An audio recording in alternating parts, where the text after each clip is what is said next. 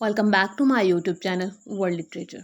आज जो topic discuss करने वाले हैं वो है जॉन कीट्स। जॉन कीट्स की बायोग्राफी देखेंगे, रोमांटिसिज्म मूवमेंट में इनका क्या रोल है, इनको रोमांटिक पोइट क्यों कहा जाता है, वो सब आज की वीडियो में हम लोग देखने वाले हैं। तो अपना जो लेक्चर है वो हम लोग स्टार्ट करते हैं। फर्स्ट ऑफ ऑल, इनकी जो बर्थ हुई थी वो लंदन में 1795 में हुई थी। एग्जैक्ट लोकेशन इनकी जो बर्थ प्लेस है वो नहीं अभी तक पता, बिकॉज कहा जाता है कि ये एक स्टेबल में पैदा हुए थे और वहाँ पे ग्रैंडफादर की इनका जो वो स्टेबल था, उनकी डेथ के बाद उसको ये ऑन करते तो समहाउ इनकी जो एग्जैक्ट बर्थ लोकेशन है वो नहीं पता।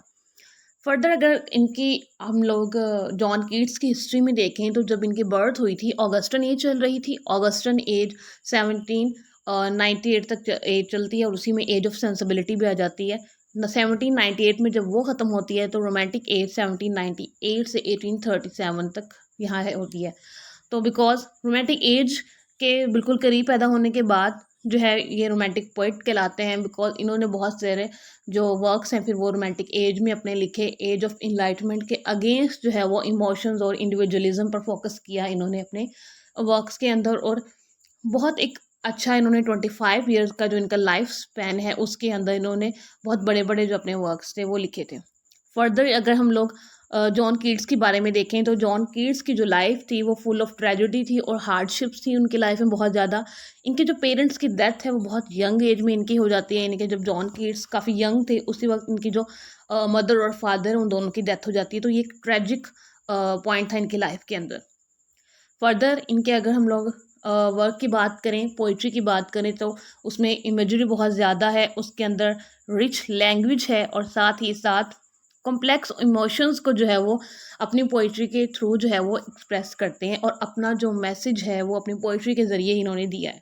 अगर हम लोग इनके फेमस इनकी ओड्स देखें, इनके इनके जो फेमस वर्क्स में वो इनकी ओड्स शामिल हैं। अब ओड्स होता है कि ये एक फॉर्म ऑफ पोइट्री है, इसमें इरेगुलर मीटर होता है और इसमें एक किसी पार्टिकुलर सब्जेक्ट को जो है वो एड्रेस किया जाता है। जैसे कि इन्होंने अपनी ये पोइम्स लिखी हैं, एक ode to nightingale and ode to an Grecian urn. ये दोनों जो है वो इनकी इम्पोर्टेंट ओड्स हैं जॉन कीट्स की।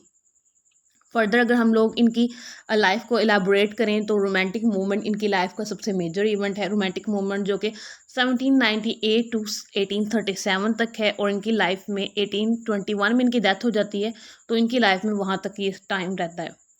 अगर इन रोमांटिक एज में इन्होंने जो काम किया उसमें इन्होंने इमोशंस पे फोकस किया, इमेजिनेशन पे, इंडिविजुअलिज्म पे और साथ ही साथ ऑगस्टन एज में एज ऑफ एनलाइटमेंट जिसको कहा जाता है उसके खिलाफ रिजेक्शन थी। इनके जो वर्क्स थे मीन्स कि इन्होंने उसको रिजेक्ट किया था और इनके रीज़न और ऑर्डर के जो आइडियल थे उन सब को रिजेक्ट करके इन्होंने इंडिविजुअलिज्म, इमोशंस और फीलिंग्स इन सब को जो है वो प्रमोट किया था। अगर इनके हम लोग वर्क्स के अंदर रोमांटिक मूवमेंट में इनके जो वर्क्स देखें उसमें थीम्स जो थे वो थे ब्यूटी के, मॉर्टेलिटी के and the power of imagination.